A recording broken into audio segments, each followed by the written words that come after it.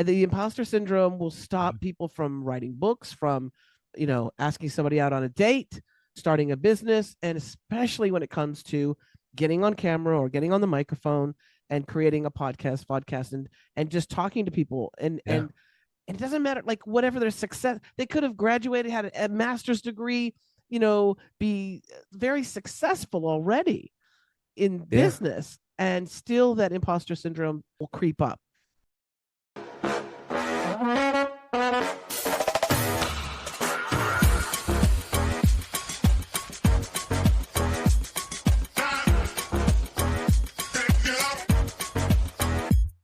Welcome to Out of the Box with Christine. And now, here's the host of the show, Christine Blosdale.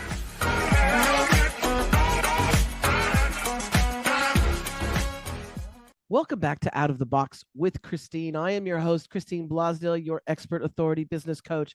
And I am so very happy that you're joining me today because I have an extra special guest who's from across the pond, so to speak. I'm actually recording this in New South Wales, Australia. And my guest is in the UK, Mike Pritchett.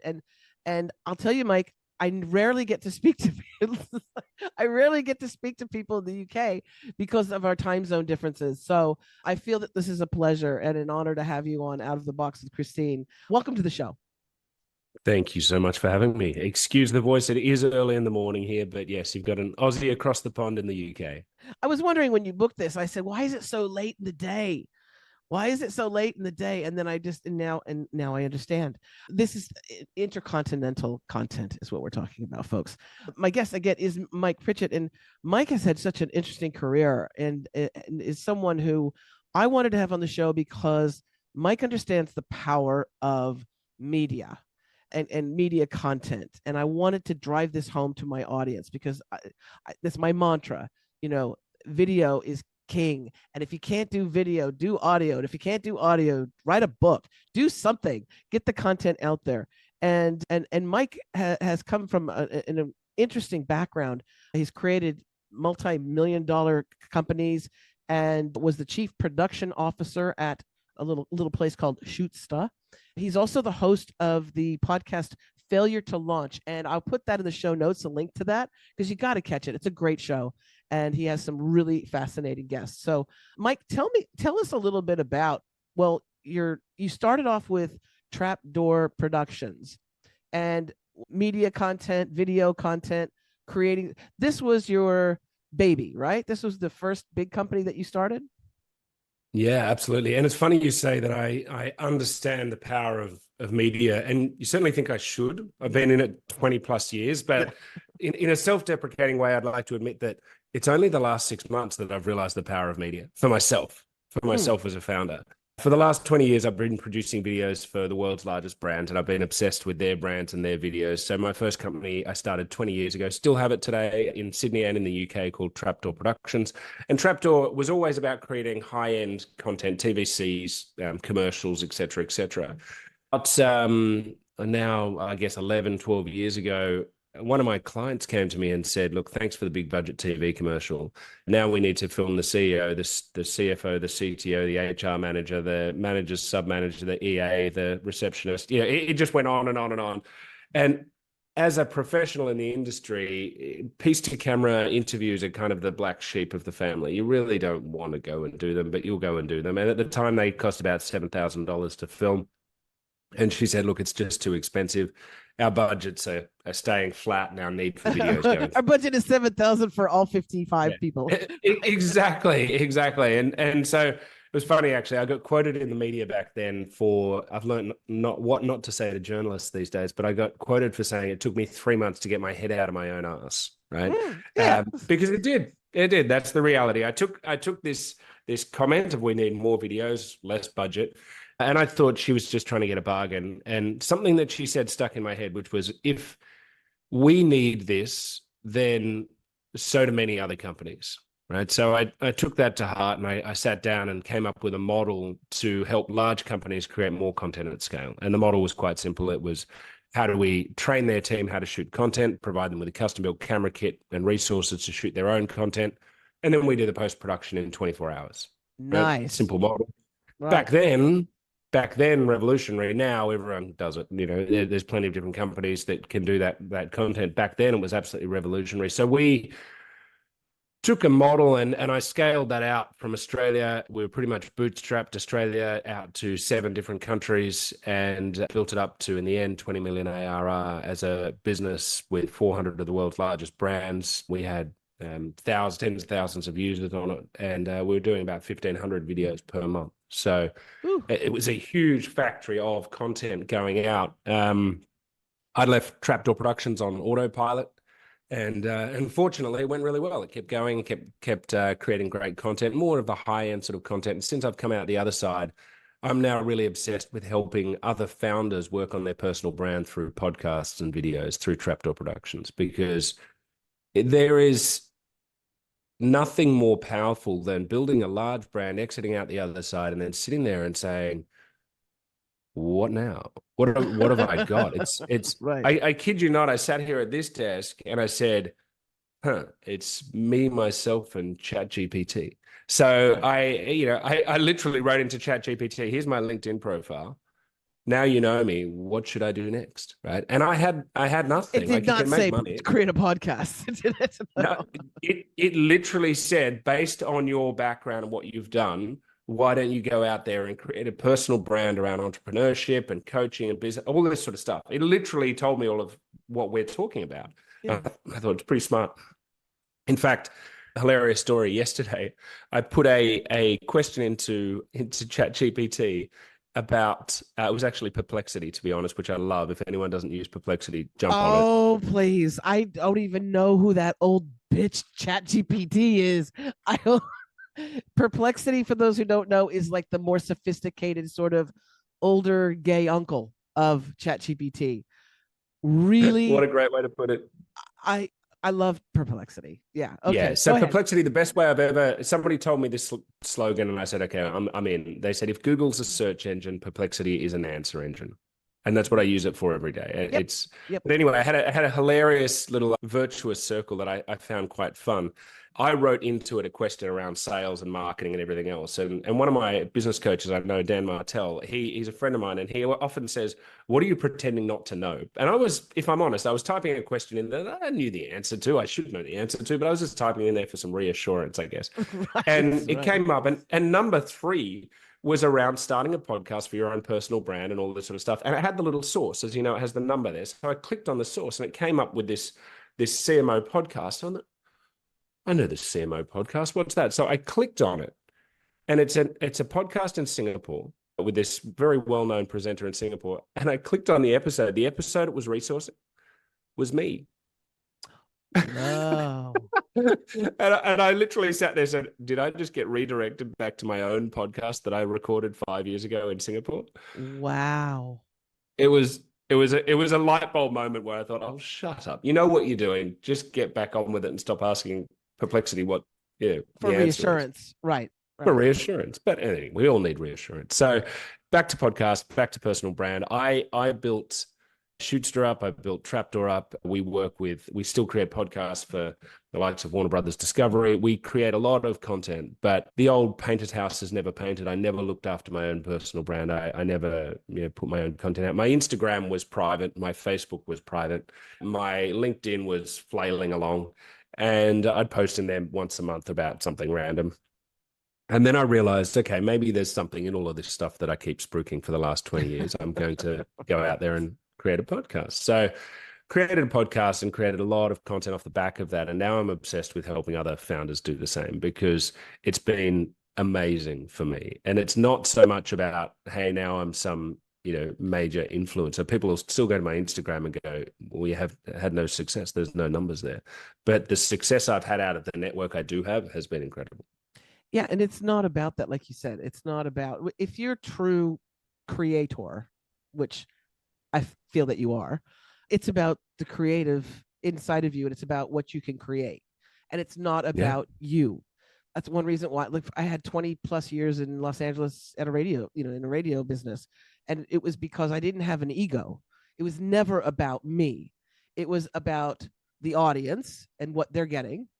It was also about the guest and pulling out those beautiful gems that Only someone who knows audio or knows, the world of audio, what questions to ask, what questions not to ask, when to stop talking, when to have that pause, all those things. And that's a creative, it's like the giving tree, the apple tree, right? You just keep making apples. But people like us too, we are so invested in our clients, the customer, the company that we're creating for, that we tend to neglect our own house, right? We're busy cleaning up other people's houses, making them, selling them for millions of dollars, but then our own house we sometimes don't take stock in. So that's what I'm excited is that, welcome home, you're back to your brand. And maybe also you can also give some tips, some guidance for people who are right now in the process of creating their brand, right? I tend to think that your brand is not that logo or the color chartreuse. It's you. It's your energy. It's your vibe. It's your, that kind of thing. But maybe you have some little golden nuggets you could pass our way.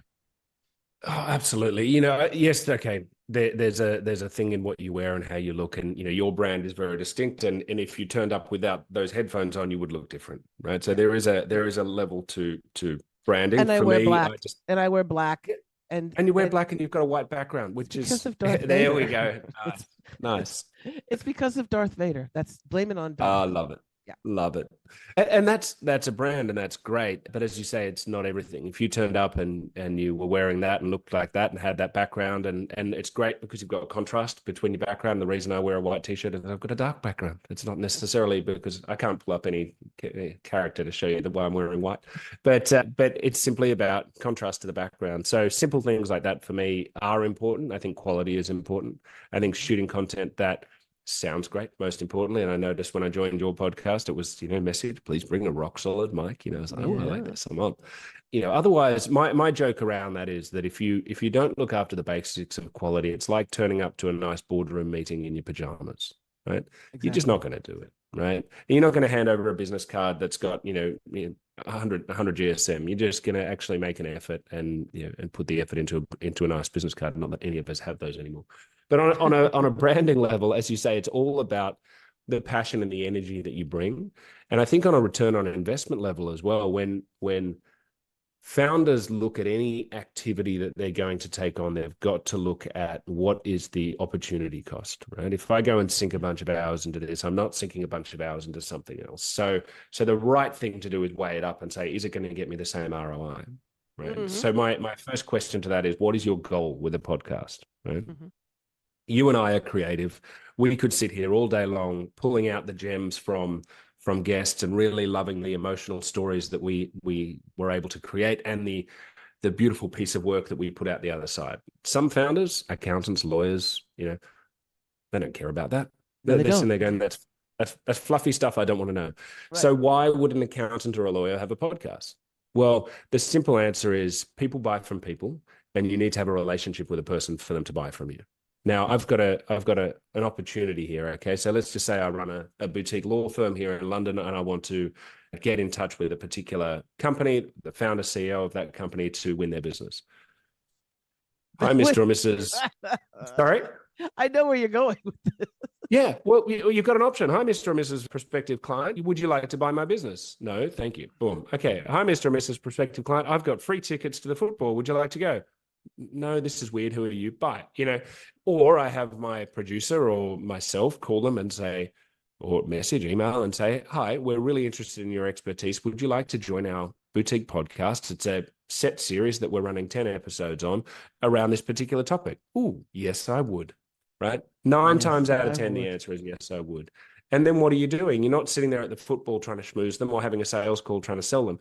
You're sitting there saying, so tell me about your earliest childhood memories where you remember you wanted to become an expert. Like, you're having deep conversations that you can't have in a sales call, and you're building a relationship.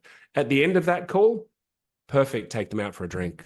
Go become friends. A very easy transition.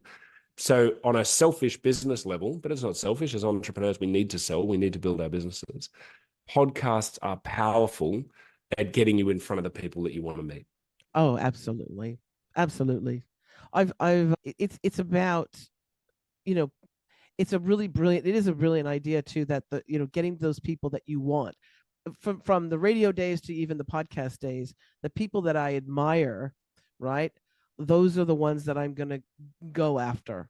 And I remember it was Dr. Judith Orloff. I've interviewed her a few times, and she's just brilliant. She's like an expert on empaths and empathy, best-selling author, just a lovely lady too. And I remember when I reached out to her, I had to reach out through the publicist of this big publishing house, and they were like, yeah, everybody wants to have an interview with her, blah, blah, blah, blah, blah. And then when I dropped that I want to have her on a radio show, but I also want to have her on the podcast, it was like the message went right to her. They sent it right to her, and she replied to me immediately. She's, I'd love it, right? And they love it because they're especially like authors, a lot of them are quite like nerdy, the introspective. They're not big flamboyant personalities necessarily. They're thinkers and they're writers. And so they like that intimacy. They know that they don't have to go into a studio where they're going to be on camera and have to wear makeup and going onto a TV show. It's something that they could literally do at their home, right? And they're comfortable in their home, and they can be with you. And it is developing that relationship, so that the next time you call them, they're like, of course I want to be on your show. I had a great time. Yeah. And that's the beauty of we are very lucky to be in this period in history where we can set up a camera in our home office, home studio, and create content with people around the world. I think that's just super cool. And it's not about, hey, big studios, big setups. Sometimes great. I believe all social media content, it's a relationship, it's a conversation. And Google put out these recommendations over a decade ago now around Hero Hub and Help, or Hero Hub and Hygiene. I don't know if you've heard those ones, but they're really interesting. And the same applies for a large brand as it does for an individual entrepreneur. It's about hero moments. So having those tentpole pieces of content that you put out, and you do spend money on those. Those are decent budget things that you're going to say, I'm going to go out there and do. The hub level is more the pull content. It's people that it's push content that people are taking on online. You push it out there once every couple of months, and it's maybe mid-budget stuff, but it's something you put an effort into, right? So I'll take the camera outside, I'll go around, and I'll create content. But then there's pull content, right? So somebody's looking for it. It's help content. They're saying, how do I do this? How do I do that, right? And whatever your product might be. How do I launch a business? Hopefully they come across failure to launch. And that podcast is there as pull content for them to take down. And the whole point is it's about a relationship, right? If you're having a conversation with someone, let's just say you have a partner, if you take them out to an incredible weekend away once a year, right? Or maybe even a week away once a year, and that's your thing. You spend all your money on that, and then you don't speak to them till the next year. Right? You're going to have a pretty shitty relationship. Right? But if you take them away for an incredible week away, and then you do another one, and then you do another one, and in between you have date nights, and then lo and behold, every day you talk to them. Right? That's what social media is about. It's social. It's back and forth. It's a relationship. And if you're not putting your content out there every single day, you're mute to your partner. And you're mute to the world if you're trying to promote your business and all.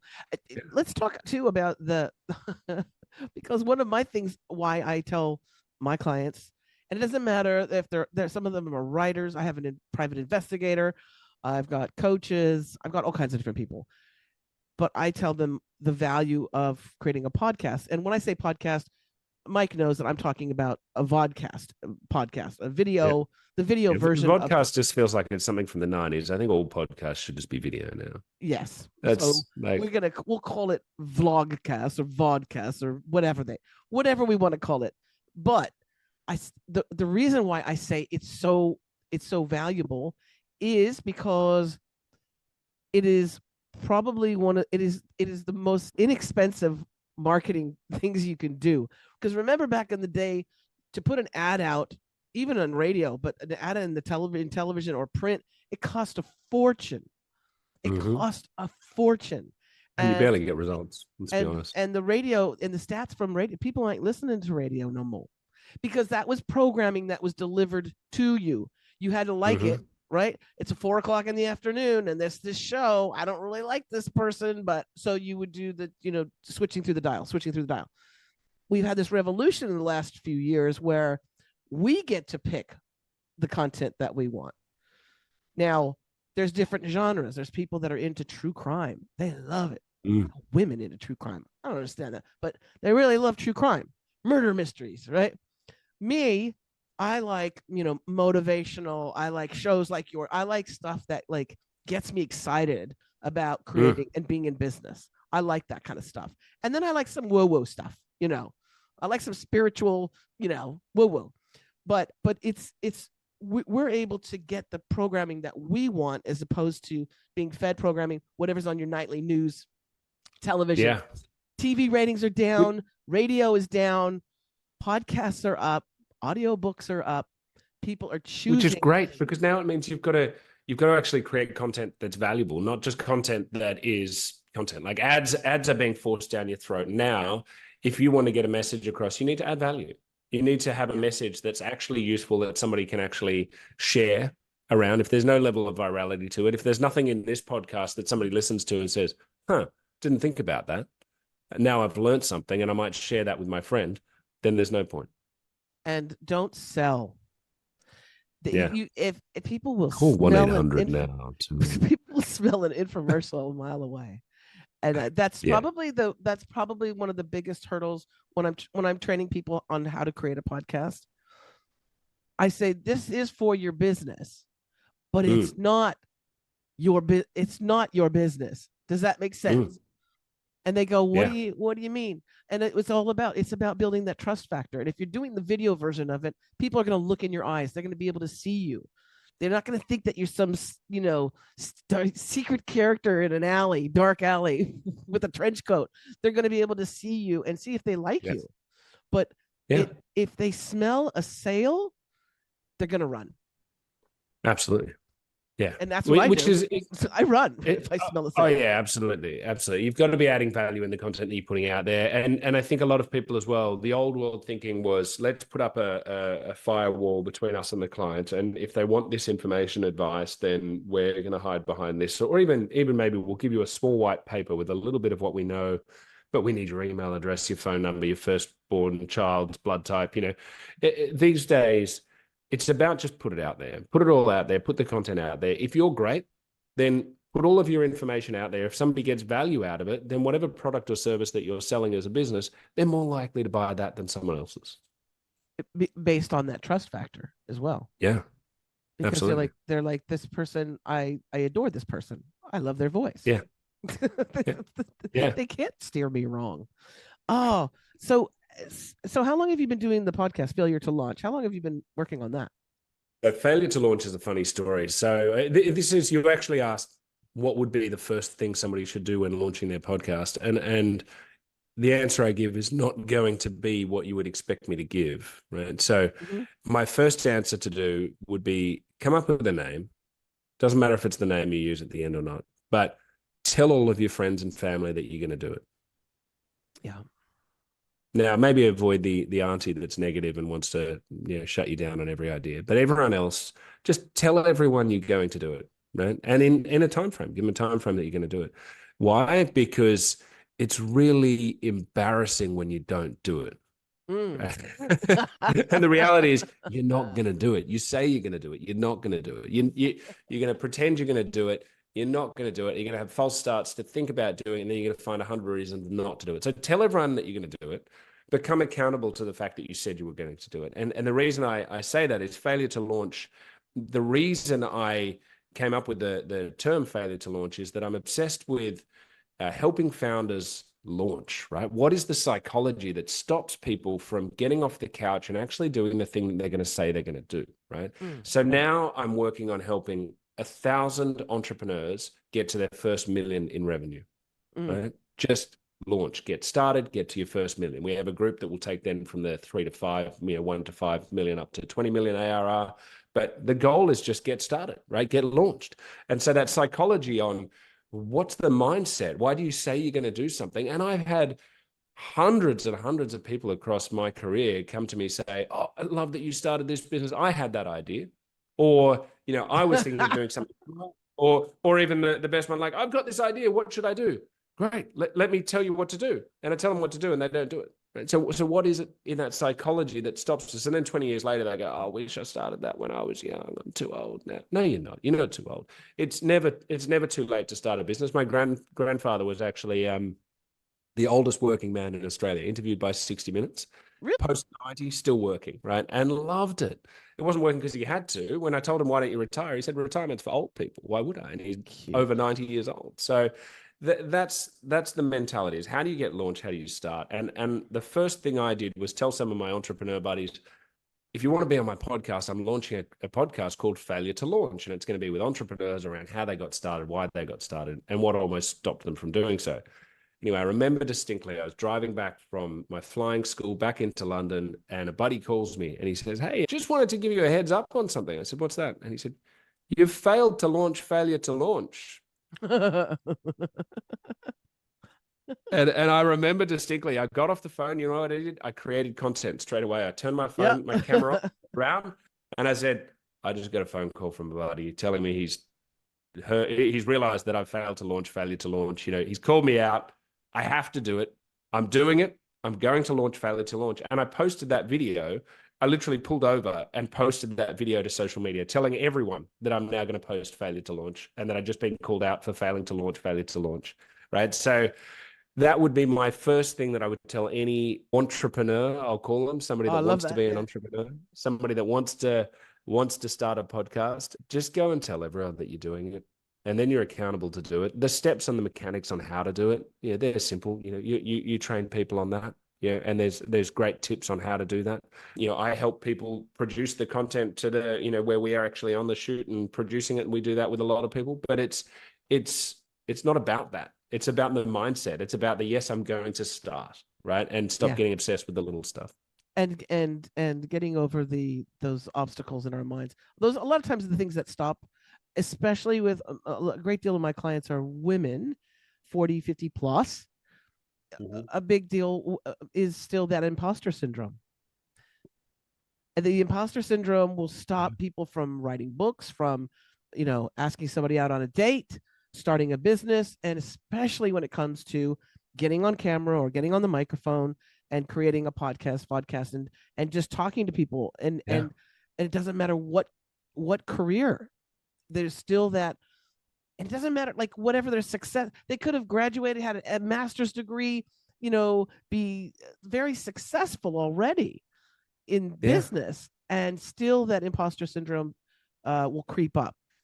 And that creeps up on everyone, and it doesn't stop. I think that's the biggest thing to remember with imposter syndrome, that, I, as I said, I built these things for the world's largest brand. I've created podcasts. I've been on podcasts. I've done, all the back and forth. I was on Mark Boris's podcast back in the day, then I thought I'll start my own podcast. And instantly, what business do I have starting my own podcast? And that's what stopped me. And it was only until my friend turned back and said, okay, so you're happy with just being the guy that failed to launch Failure to Launch? So they go, no, I'm not happy with, surround yourself with people that'll be happy to put the knife in as well, because in the right way for the right reasons. And that for me stopped me and said, okay, well, who cares what the world thinks? And the interesting thing for me is I thought, this is so embarrassing. I'm putting this out there to my own private network, my friends and family, people that I'd forgotten about since high school, people that, I can guarantee are going to be sitting there laughing at this, right? Who's this guy? He's wearing his cap sometimes in shots. He looks like a douche, why is he doing this? Right? It has been the exact opposite for me. I have found people from my old high school days that I haven't spoken to since high school reach out and say, hey, loving the content that you're putting out. Thanks so much. It's great. Can we jump on a call? I want to pick your brains about X, Y, Z.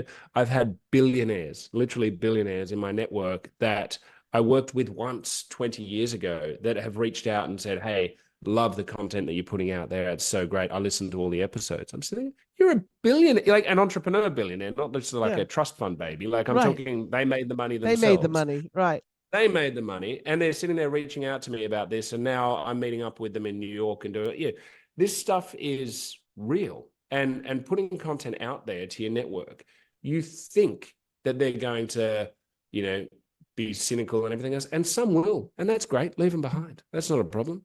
But the majority I found these days are actually supportive. Absolutely. And anyone that's done any level of measure of success or been able to overcome their own imposter syndrome will be very supportive. I've found what helps when I'm working with somebody who's got that real deep-seated imposter syndrome. I do this. I say, listen, stop focusing on you. And they go, what? And I say, stop focusing on you. Stop looking at yourself on Zoom and saying, oh, I've got a wrinkle, I've got an age spot. Yeah. What about my gray hair? I'm too old, I'm too fat, I'm too this, I'm too that. And I say, who do you want to serve? Who do you want to help? Oh, well, I want to help people, overcome life's adversities. I want to help people lose weight, whatever their passion is, whatever their business is. I want to help children stay safe.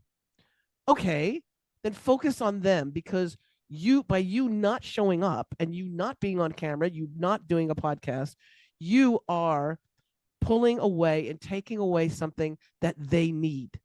They need your guidance. They need your expertise. They need your inspiration, motivation, entertainment, whatever, humor. So you don't focus on you and what you're wearing.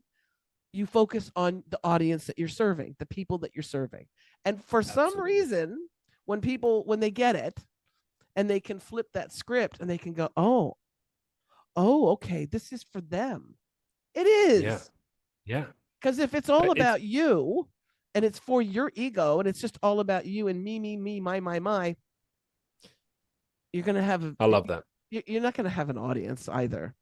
No. And that is such great advice. That's something that really struck me, because when I exited my last business, I, had the ChatGPT moment. What am I going to do? And a buddy of mine I go snowboarding with, his name's Dan Martell, he's a business coach. And he reached out to me and said, Mike, why aren't you a coach?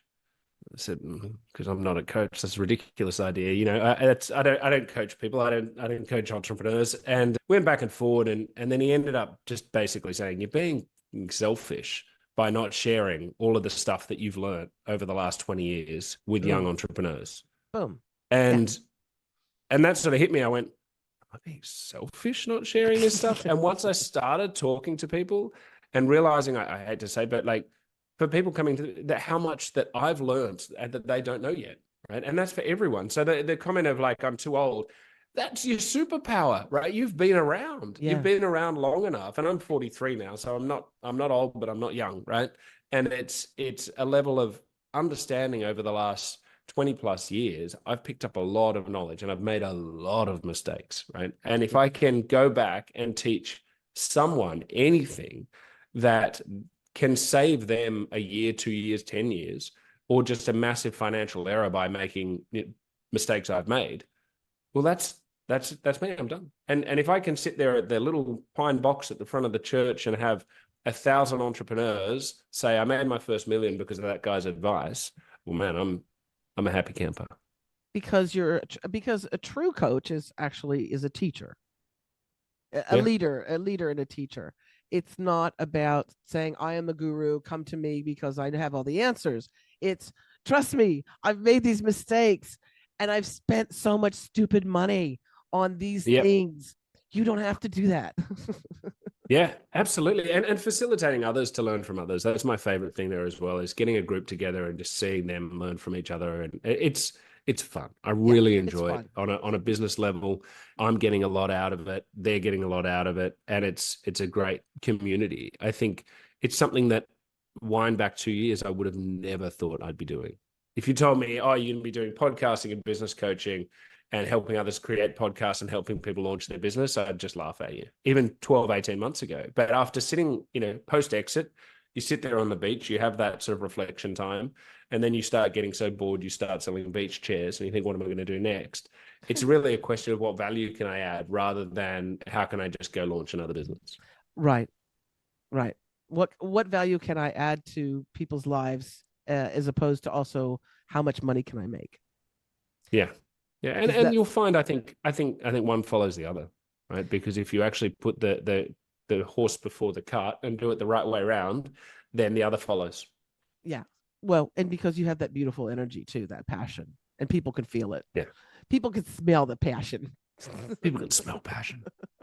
Oh, that's not so much when it's early morning in London and I'm not well. You got to do those movie voiceovers, those the ones. I don't know what you mean. Yes, exactly. That's the one. I had a guy, I still have a friend in Australia who does a lot of the top voiceovers for US stuff as well. And in our old Trapdoor studio in Australia, we had a sound booth. And it was always so much, and he's got the real deal. He's not the guy that does the Channel 9 stuff, does he? He does a lot of stuff with Channel 9. Yeah, I bet you it's a really deep voice.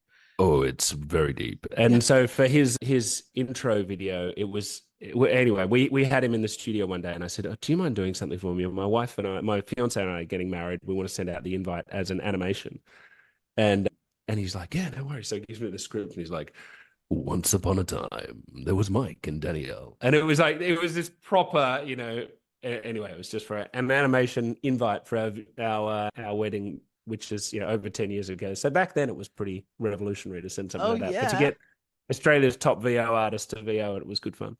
Lovely. But see, imposter syndrome, you mentioned that I should do that. I sit there and I go, oh, that's ridiculous. I never do voiceover. Absolutely, you could.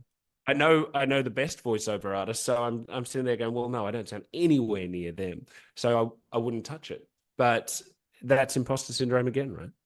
You just add it to your resume of many things that you can do.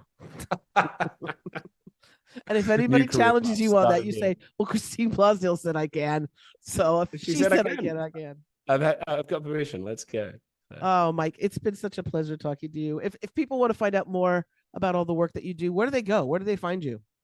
No, they can't find me. I'm invisible. I hide. I make sure I'm not seen anywhere. No, look, LinkedIn, obviously, Mike Pritchett. Also on Instagram, as much as I will point out, I've only turned it off private 12 months ago. So you can laugh at my small amount of followers, but please join them, which is just at Mike__Pritchett with 2 T's at the end. Love to have you see some of my content. And if there's anything I can add value, then definitely reach out. Well, I'll be friending you on that. And are you on the TikToks yet? I am on the TikTok, same, Mike Pritchett, Pritchett. I enjoy TikTok. It's a great, and anyone creating content, launch it on TikTok first, because the algorithms will be true to you there. And there's actually a podcast with Luke Hale that you can have a listen to. He is the head of production for Mark Rober, and he goes into all of the algorithms and which platforms do what. And TikTok is the one to start with. Oh, TikTok's got a great algorithm. Yeah. Brilliant. It knows who wants your stuff.